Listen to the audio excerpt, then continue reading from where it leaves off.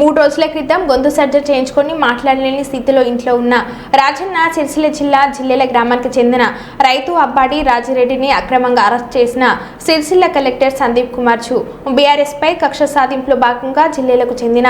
అబ్బాడి అనిల్ అనే బీఆర్ఎస్ నాయకుడి ఇంటి పేరు సామాన్య రైతు అబ్బాడి వెంకటరెడ్డి ఇంటి పేరు ఒకటే ఉన్నందున కటకటాలోకి పంపిన కలెక్టర్ తాతల నాటి నుండి దున్నుకుంటున్న భూమిపై అక్రమ కేసు పెట్టి లోపలి ఇంచిన కలెక్టర్ రాజకీయాలతో సంబంధం లేని సామాన్య రైతుని సర్జరీ అయింది అని వదిలేండి అన్న వినకుండా తీసుకువెయ్యి స్టేషన్లో కూర్చోబెట్టిన పోలీసులు మొన్న ఛాయ్ హోటల్ సీజ్ నిన్న రైతుల పాల కేంద్రం సీజ్ చేసిన సంఘటన మరొక ముందే మరో తలతీక సంఘటనకు పాల్పడ్డ కలెక్టర్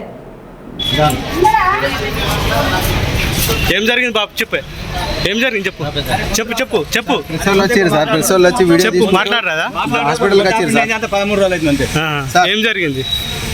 అదే సార్ మాట్లాడరాదు మాటలు కాదు సార్ సర్జరీ మాట్లాడు ఏం చేయలేదు ఏం చేయలేదు 30 గుంటలు 25 కింద కొనుక్కున్నాడు పట్టాలని అనుకోండి దగ్గర ఉండే వాళ్ళ బిడ్డ పిల్లలు కానీ కొనుక్కున్నాడు అని ప్యూర్ చట్టం ప్రకారం చేయించుకున్నాడు 25 కింద తీసుకుంటే 15 సంవత్సరాలు పట్ట మార్పులు అయినారు 30 గుంటలు అవును పట్ట కాంగ్రెస్ ప్రభుత్వం పెట్టిన పిఓడి యాక్ట్ ప్రకారం చేసుకున్నాడు దానికి అతను అసలు ఇట్లా గ్రామంలో 100 మంది 1000 మంది ఉంటారు జిల్లా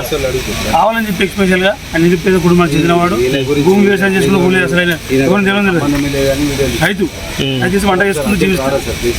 పొద్దున్న లేచి పొలం కాడికి పోలీసు అక్రమంగా అరెస్ట్ చేసి రిమాండ్ చేస్తుంది ఆయన మొన్న హెల్త్ పరంగా సర్జరీ అయింది 15 రోజులు సిద్దిపేట హాస్పిటల్ అడ్మిట్ అయి ఉన్నాడు ఆయన రిపోర్ట్స్ అన్ని హాస్పిటల్ సంబంధించి ఇబ్బందులు ఉన్నప్పుడు కూడా దొరకబట్టి అరెస్ట్ చేసి రిమాండ్ చేస్తుంది కావాలని కక్షపూర్తంగా రైతులు నిరుపేద కుటుంబానికి చెందినవాడిని ఆయన వయసు 50 సంవత్సరాలు ఉన్నాడు అబ్బాయి రాయడం అతని వాడిని అక్రమంగా అరెస్ట్ చేసి ఇక్కడ జిల్లా కలెక్టర్ గారు అరెస్ట్ చేసి రిమాండ్ చేస్తారు కావాలని కక్షపూర్తిగా అరెస్ట్ చేస్తాను జిల్లాల గ్రామం మాది ఏంటంటే కేటీఆర్ దగ్గర ఉన్న గ్రామం మాది కావాలని చెప్పి ఇబ్బంది పెట్టాలని కేటీఆర్ నియోజకవర్గంలో పిచ్చి పెట్టి రైతులను ఇబ్బంది పెట్టాలని ఉద్దేశంతో ఇట్లా చేస్తారు